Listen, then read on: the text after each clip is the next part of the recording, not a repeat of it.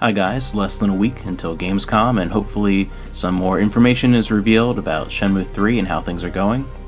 In the meantime, we've had a couple of updates.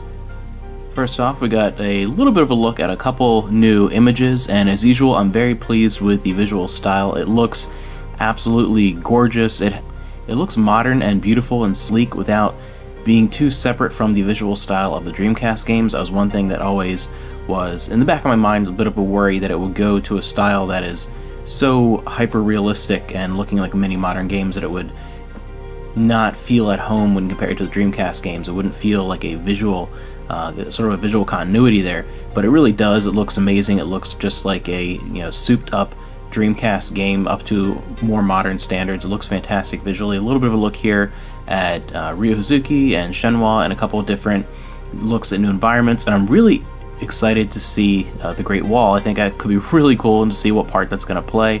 It just keeps looking bigger and better and more beautiful every time we see it. There's a little bit of something new, and I'm more and more excited about what we're going to see. Again, there's always still that worry in the back of my mind about the financial success when it finally comes out, but putting that aside, just really looking at the game itself so far, my hopes are incredibly high that it's going to be an amazing game.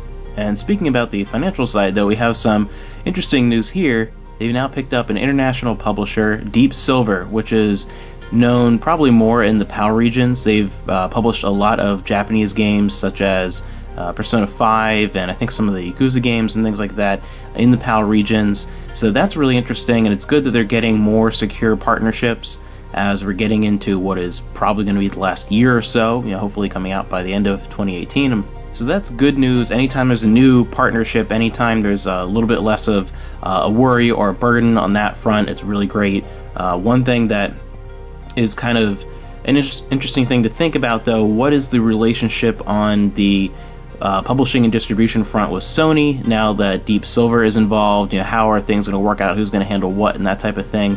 And I think as time goes on, it just feels like there's less and less true involvement on Sony's front. I mean, it was never what some people thought it was from the beginning. Some people that thought Sony was outright, funding it and everything like that. It was never like that at all. But I just feel like as time goes on, there seems to be less and less Sony input, and I wonder what that relationship is going forward here. But I'm glad there's another partner involved and a more secure publishing deal for international, especially PAL regions, through Deep Silver. So more and more good news. I'm really looking forward to next week.